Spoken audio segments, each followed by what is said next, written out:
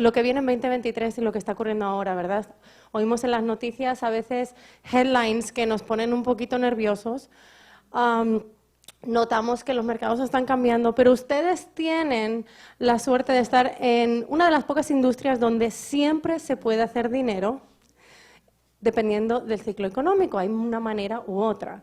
Hay industrias que se van al piso, ¿verdad?, cuando la economía cambia. En real estate siempre hay una manera de hacer dinero y es cuestión de que conozcan cómo y entiendan el funcionamiento de cada ciclo económico y las oportunidades que están abiertas. Así que Ferdinand Ruaño va a estar hablando de inflación, mercados, cómo invertir en real estate en cualquier ciclo económico. Gracias, Ferdinand. Gracias, Juliana. Gracias por venir. Para nosotros siempre es un placer hacer este evento todos los años, aún en la pandemia. Y tengo mucho contenido que compartir con ustedes. Voy a tratar de ser lo más preciso, pero deben de anotar muchas de las cosas que les voy a dar. Lo que voy a tratar de hacer ahora es darle data estadística de diferentes frontes, tanto económico, macroeconómico, como proyecciones y, en términos generales, darle a ustedes una idea clara de cómo realmente nosotros evolucionamos cuando empezamos en el 2009, 2010, en el medio de la crisis. Y le voy a dar un mapa de diferentes estrategias y qué sucedió y cuál ha sido mi experiencia. Voy a empezar primero por la primera data económica muy importante. Yo sé que ahora, en el 2022-23, ha habido un sinnúmero de información, que si la recesión en hogares, que si el real estate, que si estamos en una burbuja, etcétera, etcétera, etcétera. Primero que nada, quiero decirle que no estamos en una burbuja. ¿Ok? La razón es porque el mismo Fannie Mae dio la estadística que existe un shortage, una escasez de nueva vivienda. Durante la crisis del 2006-2007, no se pudo construir por más de una década, de 10 años, no hubo un nuevo desarrollo, nueva construcción. De hecho, durante el 2006 al 2008 había un exceso de vivienda. La banca era extremadamente liberal. Había lo que se llamaba, perdonando la palabra, una orgía financiera. No había verificación de ingreso. Sencillamente se aprobaban préstamos a un 95% loan to value, hasta 98% loan to value. Así es que en realidad la crisis financiera y la burbuja se creó por la misma banca en cierta manera, porque se liberalizaron un montón de regulaciones. Eso no existe ahora. Eso no existe ahora. Y aún más cuando hay una escasez, que van a ver la estadística, en términos de construcción. Cuando se cayeron todos los créditos durante esa época del 2006, 2007, 2008, era muy difícil prestar dinero porque hubo muchos foreclosures. Y todo eso dañó los créditos. Y eso hizo que muchos builders y constructores, de lo cual nosotros tenemos una compañía constructora, no se construía para renta. Había un desarrollo multifamiliar, pero desarrollo de casas nuevas, vivienda nueva, vivienda accesible, no, se dejó de construir. Y ese exceso de demanda, porque la economía ha crecido, los ingresos han crecido, ha creado de que el mismo Fannie Mae diga que vamos a tener una posible crisis de escasez por los próximos 10 años. Eso no me suena como una burbuja. Posiblemente podamos tener una corrección, pero de unos niveles excesivos, causados por la pandemia. La pandemia no tan solo cambió la vida de la gente. Ahora mismo la Reserva Federal está pasando por un disloque enorme económico. Así es que, en términos generales, cuando vamos la primera conclusión es que no estamos en una burbuja. Lo he dicho y lo hemos hecho en varios seminarios y explicamos las dinámicas, pero el principal es que no lo digo yo. Fannie Mae acaba de decir que hay una escasez que puede durar 10 años. En este momento se estima, los números reales, son 4 millones de unidades en escasez en este momento que hacen falta y hay un exceso de demanda, pero no hay suficientes hogares en este momento. La segunda gráfica es una, la cual quiero que presten atención y no es para realmente causar ningún tipo de impacto, solamente creo que estamos viviendo una economía muy dislocada. De las últimas 9 veces que la Reserva Federal ha tratado de crear un soft landing, ¿ustedes saben lo que es el soft landing? Ok, soft landing es la maniobra de la Reserva Federal parar la inflación, pero a la misma vez no causar una recesión. ¿Ok? Por eso se llama soft landing. Ha habido 9 ocasiones desde el 60 que la Reserva Federal ha tenido este tipo de situación. El track record, desgraciadamente, quiero decirle, no es muy bueno. De las 9 ocasiones, 8 han caído en recesión. La más severa fue la del 80, donde Paul Volcker tuvo que subir las tasas de intereses hasta un 21% de la tasa primaria para bajar la inflación enorme que se acumuló durante los 70 y luego en el 80. En esta ocasión no tenemos ese tipo de dislocación tan grande, ni tampoco estamos esperando que las tasas primarias lleguen a 21%.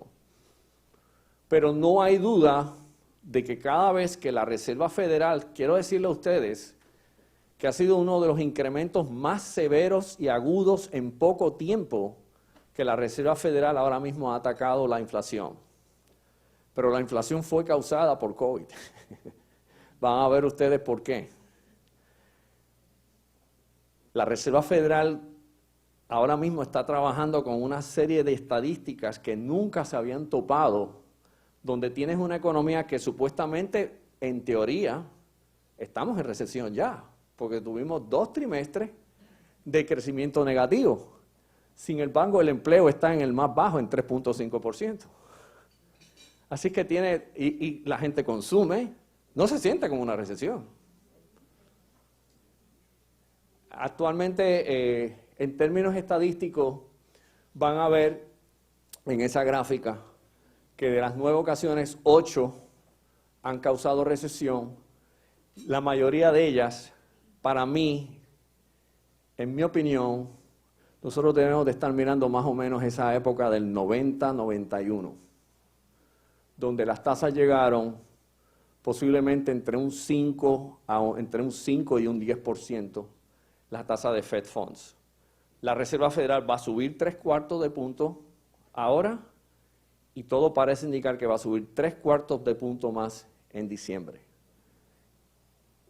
Lo mejor que puede hacer la Reserva Federal ahora es, como dice, acelerar la medicina agria y hacerlo ahora. Rápido. Porque todavía el empleo está sólido y lo van a ver ahora próximamente. En la próxima estadística que les voy a dar, nosotros hemos sido spoiled. Hemos vivido un mundo de 0 tasas de intereses, pero la realidad es que esa no es la realidad. La realidad es que si miramos la media de los últimos, vamos a ver esta estadística, estamos hablando de los últimos 45, 46 años. ¿Ven ese pico grande? Ese pico fue cuando llegó a 18% la tasa de interés. El money market, certificados de depósito pagaban 15, 16, 17%. Ese fue el pico. El punto más bajo fue en la pandemia. ¿Ven esa gráfica en el 2020? Prácticamente el FED y los mercados globales y las economías centrales se paniquearon. Imprimieron dinero como locos. Y por eso tenemos la inflación que tenemos. Si miran una media entre ese pico alto y ese punto bajo, va a ver que las tasas de intereses en promedio deben de llegar a 8, 8,5. Ese es el target rate. Las hipotecas deben de estar por ese vecindario. La próxima gráfica es la cantidad de empleo por cada desempleado. ¿Cuántas ofertas de empleo existen por cada persona desempleada? Y van a ver que en los últimos 10, 11 años es el nivel más alto. Hay 2 job openings por cada desempleado. O sea que hay mucho empleo. No sé si ustedes han notado que en algunas franquicias como Dunkin' Donuts, Burger King, cierran a las 3 de la tarde porque no tienen suficiente personal y solamente pueden atender por servicarro. La industria de servicio es una que es muy fuerte y es parte de lo que está causando la inflación. Ahora mismo hay 3 factores que están causando la inflación. Uno, el petróleo. Ucrania ha distorsionado con Rusia la situación de petróleo. 2, exceso de empleo, exceso de economía en servicio. Eso ha puesto presión en los wages, en los salarios. Estaba hablando con un compañero de tenis mío que es CPA y ahora mismo no consigue CPA porque están pidiendo más ingresos. Lo que él pagaba típicamente 55,000, ahora le están pidiendo 75,000 y si no, no trabajo. Y te ha dicho, tiene que trabajar él te exigen 3 veces, 3 días nada más de ir a la oficina. Ese es el tipo de economía que estamos viviendo. Quiero darle data demográfica, porque donde se mueva la gente es donde los mercados de real estate, si hay mucha demanda y hay poca oferta, ahí es donde están las oportunidades. Quiero decirte, Luis, que Orlando está número 15 de las top 30 para crecimiento hasta el 2060. Yo les puse en esta gráfica, la próxima, no sé si la tienen ahí, las demográficas. Aquí están los top 13 ciudades, que deben de tener cambio en población del 2022 hasta el 2060 y cuánto es la población actual en el 2022. The Villages, para aquellos que no lo saben, está entre Ocala y Orlando. ¿Ok? Es Central Florida. Tienes a Utah, tienes a Texas, Austin, que es una ciudad que se ha expandido muchísimo en el área de tecnología. Cape Coral, Las Vegas, Greeley, Colorado. Van a ver Port St. Lucie, Naples y el número 14 es Orlando y Tampa. Esas 2, si se dan cuenta, de las 13 o 14 que hay, 5 son en Florida. 5. Naples, Port St. Lucie, The Villages, Cape Coral. Y entonces abajo, Orlando y Tampa.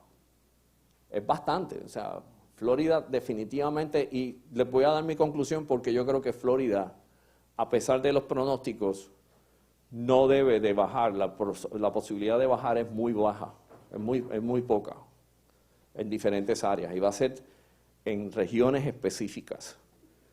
Recuérdense que en Florida tiene un evento, y lo discutí en Bloomberg, en una entrevista. Florida tiene un efecto de Sudamérica. Cada gobierno que se vuelve socialista es una oportunidad de dinero que viene a Estados Unidos y busca principalmente Florida en este momento. Y ese factor, ninguno de los análisis que he visto, ni CoreLogic, ni Fitch, que ahora los van a ver, las proyecciones, no toman en consideración ese X factor. La próxima gráfica que les voy a dar es las proyecciones de precios para el 2023 por los bancos más famosos y las firmas de corretaje y las firmas específicamente de análisis de real estate. Es interesante que los bancos proyectan una corrección de precio. No mucha. 7% Morgan Stanley, 5% Goldman Sachs, 5% Moody's, 5% Wells Fargo, 10 a 15% Fitch Ratings, que es la más conservadora, pero ese 10 o 15 es lo que ellos llaman el peor escenario. Ellos no están muy convencidos que ese peor escenario, dependiendo de geográficamente dónde está dónde esté, ocurra. Pero déjeme aclararle algo. Ninguno de ellos cree que va a bajar pre-pandemic levels. Interesante, ¿no? Significa que es una corrección de un punto bien alto. Los realtors saben aquí que vivimos una locura. No me importa la tasación. La quiero ahora. Bidding wars. Overprice. ¿Realmente es una corrección? ¿O es un exceso de demanda? Es una pregunta.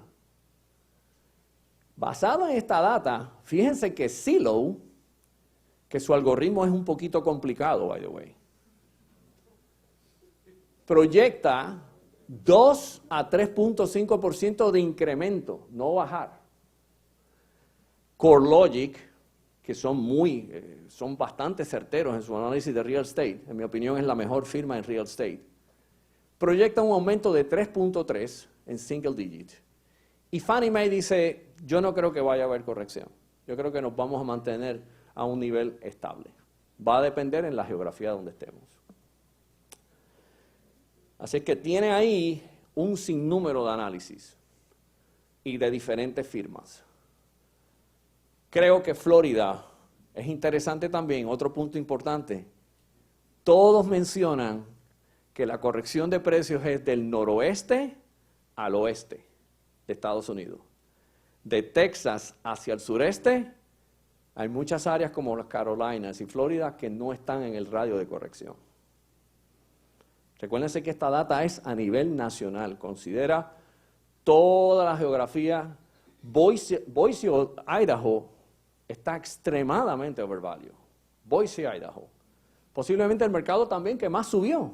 En Boise, Idaho, hace 6 años, las casas estaban en $200,000, ahora se están vendiendo en $500 y $600,000 en menos de 6, 7 años. So it's an overvaluation. Y todo lo que sube mucho rápidamente tiende a tener su corrección de precio. La próxima gráfica, quiero darle el estatus de la economía. Las barras azules es el crecimiento económico, la línea amarilla es el desempleo, unemployment. Fíjense que hay una gran correlación. Cuando hay una economía vibrante, el empleo sube, el desempleo baja. Por eso es que ve esas gráficas bajando. Cuando hay una actividad económica sólida como la que tenemos ahora, el desempleo está en nada más 3.5%. Nivel que realmente es lo que está contribuyendo a la inflación, a los números de inflación. Pero el Producto Bruto sigue en aumento. Todavía en este momento la actividad económica es muy robusta por los pasados, podríamos decir, los últimos 10 a 12 trimestres. Todavía se mantiene muy fuerte. En la próxima gráfica van a ver en términos económicos el unemployment rate, que es la tasa de desempleo, en la próxima. La tasa de desempleo en la pandemia se dispara, ven ese pico enorme, y ahora está en uno de sus mejores niveles. Fíjense la caída súbita después de la pandemia. Eso es parte de la inflación. Los cambios y los disloques tan violentos que causó la pandemia. Y en términos de empleo. Si miran la próxima gráfica, que es para darle un estatus del net worth. Fíjense que el net worth es mucho más sólido ahora que hace mucho tiempo. La gente tiene más equity. De hecho, Bank of America acaba de decir que tiene uno de sus mejores años en términos de balance en checking accounts. Actualmente hay 5.8 trillones de dólares entre money market accounts, savings accounts. Hay mucha liquidez. Y los equities, esa es otra diferencia de por qué no estamos en una burbuja. El equity de las propiedades en el 2006, 2007, 2008 iban disminuyendo por la cantidad de deuda masiva que había versus sus ingresos. Eso no es lo que estamos viendo actualmente. Tenemos una de las mejores liquidez, el flujo de efectivo en el consumidor. Los niveles de deuda versus ingresos están en su mejor momento. Y su nivel de net worth, que es su estado, el balance sheet del consumidor, está en su mejor momento. Así que es muy difícil que podamos tener y ver una situación como esa, y eso es muy propicio para real estate. Si vemos el próximo gráfica, que prácticamente hablamos del money supply. Money supply es la inyección de capital de la Reserva Federal en el sistema, es la liquidificación del sistema. Eso permite que los bancos puedan prestar más, eso permite el movimiento, lo que llamaba Milton Friedman, money velocity, la velocidad del dinero, el turnover del dinero dentro de la economía.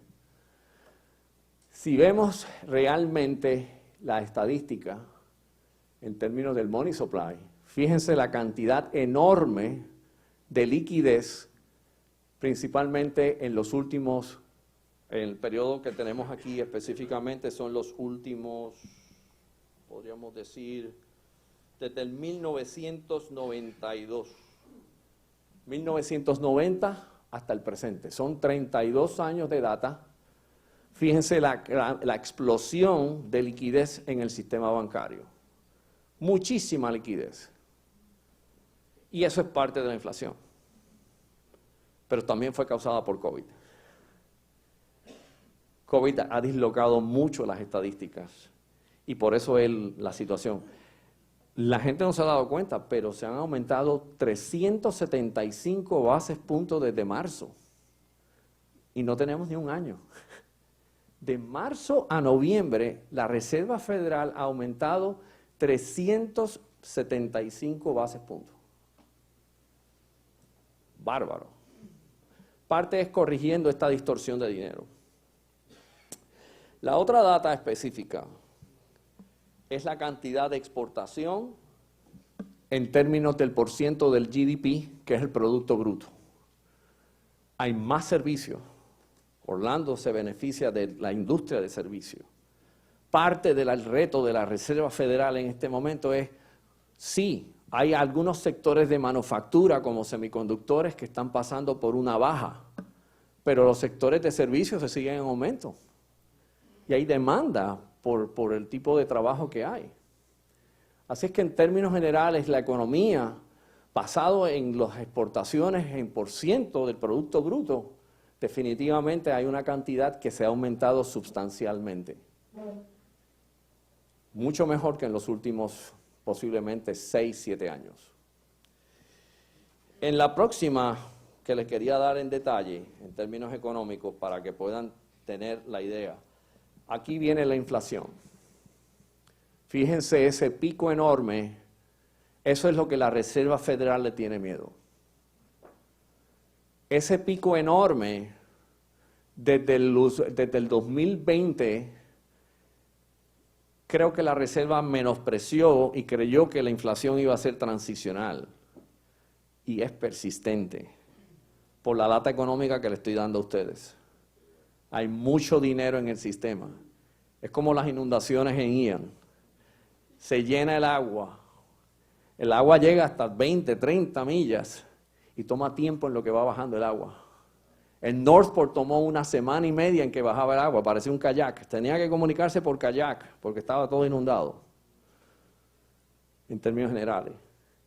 Pues el money supply es igual. Toma tiempo en lo que el agua va bajando y por eso es que la Reserva Federal ha tomado una posición bien agresiva, porque lo que uno no quiere es tener una economía con inflación, hiperinflación y que sea duradera por muchos años. Eso mata el consumo, eso disminuye la actividad económica eventualmente a largo plazo. Pero eso es un spike y eso es lo que se está tratando de controlar. Esa es la explicación por la cual la Reserva Federal ha subido 375 bases puntos en menos de 7 meses. Eso es ahí, esa es la justificación. En la próxima gráfica quiero entrar en las savings. Fíjense el pico enorme que lo que causó COVID. No se consumía, nada estaba abierto, no había restaurante, todo el mundo en la casa, viendo películas Netflix o whatever, recibiendo dinero del gobierno. Bastantes cheques se recibieron. Ese es el spike de lo que sucedió en los savings accounts. Y eso toma tiempo en bajar. Actualmente el nivel de savings está en un nivel mucho más saludable que en el 2007-2008. Está en un 5% y todavía en estos savings no toma en consideración money market accounts. Una posición muy sólida en términos de ahorro. Si miramos la cantidad de deuda, que es la próxima gráfica, pues claro, es normal. Si aumenta el ingreso, el net worth aumenta la deuda, pero fíjense que en la línea amarilla, la deuda por consecuencia de hipotecas no es tanta comparado con el aumento que hemos tenido en el net worth, en la liquidez del consumidor promedio. Yo miro más la línea amarilla porque es el mercado hipotecario de vivienda. Y van a ver que en términos generales, si lo miramos en 2008, 2009, 2010, 11 y 12, fíjense la cantidad enorme como aumentó la deuda de hipoteca respectivo al ingreso. Ahora ha aumentado un poco más, pero también ha aumentado sustancialmente la liquidez y el net worth y el ahorro y el consumo. Esta próxima es muy importante para nosotros en real estate.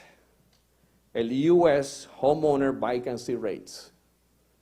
Fíjense que las vacantes son mínimas. Mercado de renta muy caliente. Eso es parte del problema de inflación. Las rentas no bajan porque hay un aumento enorme de demanda por vivienda y no hay suficiente oferta. ¿Qué sucede entonces? Lo que yo veo venir es que el mercado de renta posiblemente siga aumentando, porque si la persona que tenía una hipoteca al 3% ahora está al 7%, no va a poder comprar. ¿Qué va a tener que hacer?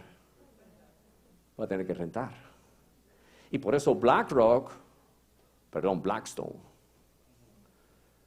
está creando un fondo de renta, $32 billones, el fondo de real estate más grande de Estados Unidos en la historia de Estados Unidos de real estate, comprando multifamiliar, principalmente renta. Y es porque también tenemos unos niveles de vacantes muy bajos. El promedio, por lo menos en el área de Orlando, en multifamiliar, basado en las demográficas y estadísticas, 97% de occupancy rate. Muy baja la situación. Y recuérdense, el empleo, si hay mucho empleo, la gente puede pagar renta. La otra, y por último, US Single Family Homes. Esto se le llama el nivel de absorción. Aquí ustedes tienen que estar mirando eso mensualmente. Absorción es cuánta oferta yo tengo y cuántos listings tengo en el mercado para venta y cuántos casos se han cerrado y cuánto tiempo me toma absorber esos listings. ¿Qué es un buen absorption rate? 6 meses. 6 meses de inventario es un mercado neutral. Hay un buen balance entre compradores y vendedores. Menos de 6 meses es un mercado donde el vendedor domina la transacción. Más de 6 meses, el comprador pone las reglas, como el mercado de distress, que ese fue el mercado donde crecimos nosotros, donde creció el fondo de capital que creé. En distress, había que buscarle la vuelta al cliente. Y eso lo vamos a hablar en las conferencias, en las últimas 2 conferencias, diferentes técnicas que voy a compartir con ustedes. Pero, nivel de absorción en este momento es 4. Está muy saludable aún con la subida de tasa. Pero es porque la gente desea. Por eso ahora están utilizando Adjustable Rate Mortgage. Les voy a dar un pequeño diseño que se llama Buy Downs, de parte de los vendedores a los compradores, para absorber parte del shock de intereses. Pero no hay duda que la demanda excede la oferta. Y el mercado de real estate todavía, aún con la subida de tasas, favorece a los vendedores. En Florida, el absorption rate es más bajo que el nivel nacional. Florida está en 3.12. Es un mercado caliente. Exceso de demanda. La próxima gráfica, y voy a ir directo a esto, es algo que va a discutir José Miguel en la presentación que vamos a tener más tarde. Pero el case point que vamos a recalcar es que en este escenario de retos, más que nunca, la diversificación y la combinación de portafolios tradicionales con no tradicionales es la clave del éxito de la posible volatilidad que vamos a tener en los próximos 12 a 18 meses. Y case in point es el estudio de Harvard. Harvard, su fondo de endowment, tiene cerca de 49 a 50%, adivine dónde, inversiones en real estate, en real assets, en private equity y en hedge funds.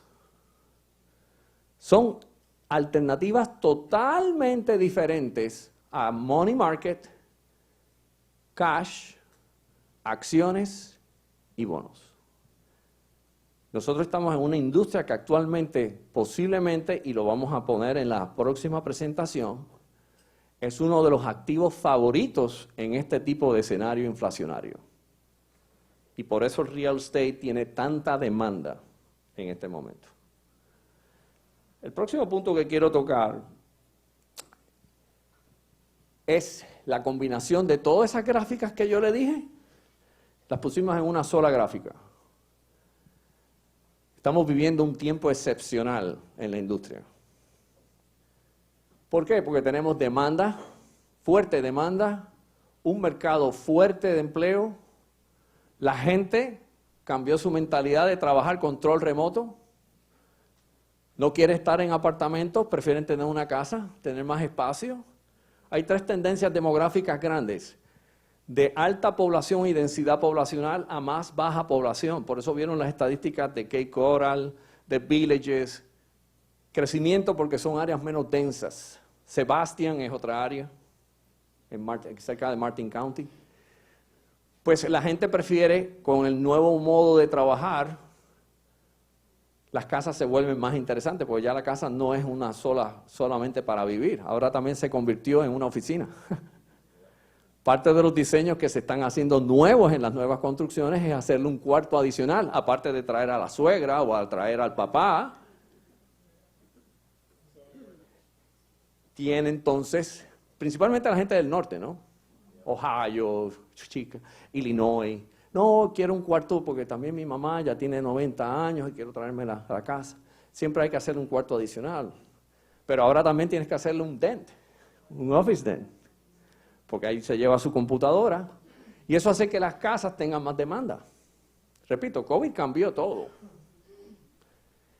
Y cuando vemos una acumulación sólida de liquidez, un ingreso sólido con baja demanda, con baja oferta, esa es la ecuación de lo que estamos viviendo actualmente en el real estate.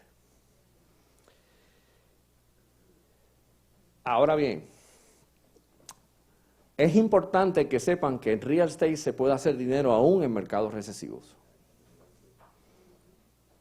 By the way, el track record de PES ha sido mejor en mercados recesivos que en nueva construcción.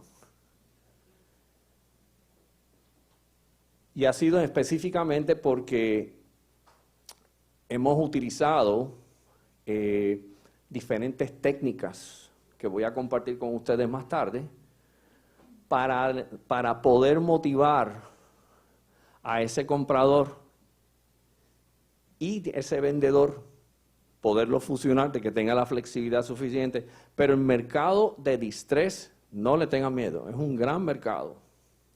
Aún no lo veo venir, pero si sucediese, no importa en qué ciclo económico, siempre hay oportunidades. Y me gustaría, si es posible, que vayamos a la gráfica Rate of Return Distribution History, esa.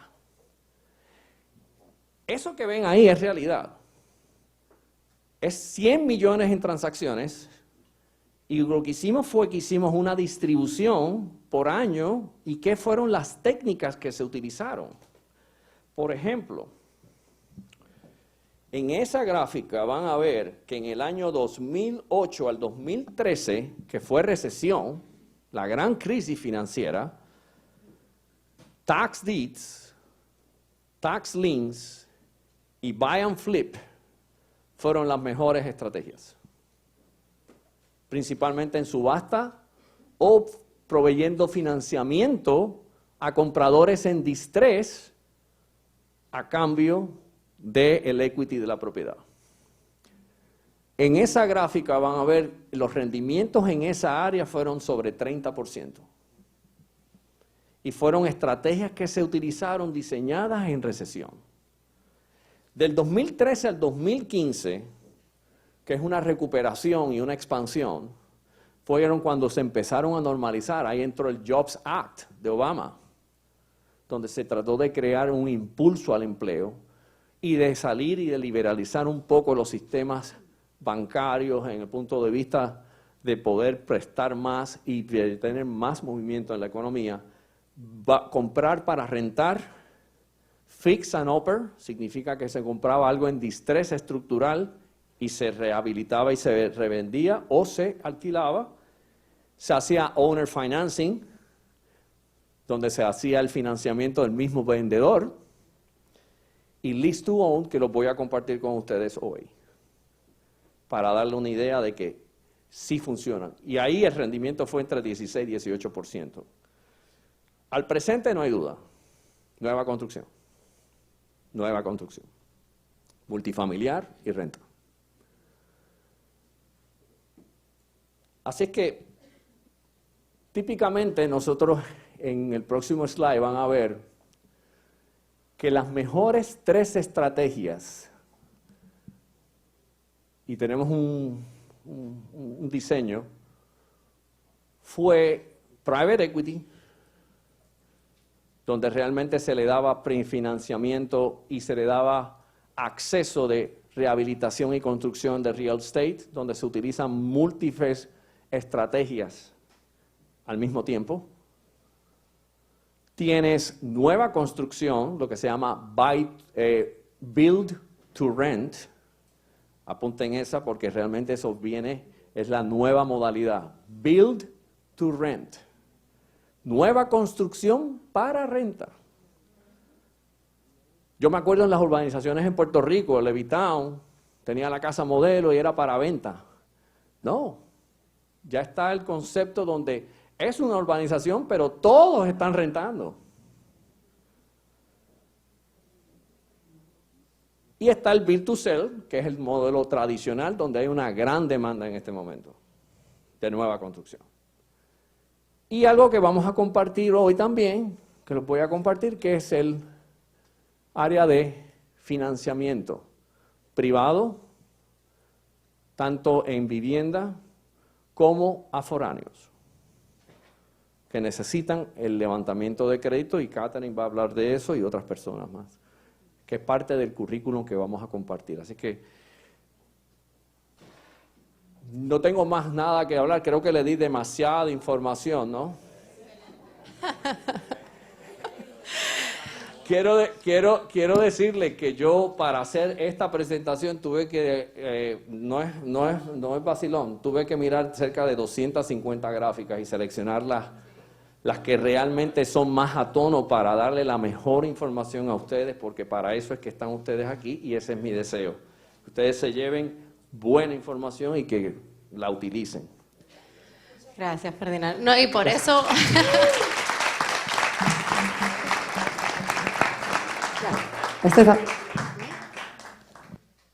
Ahora, ok.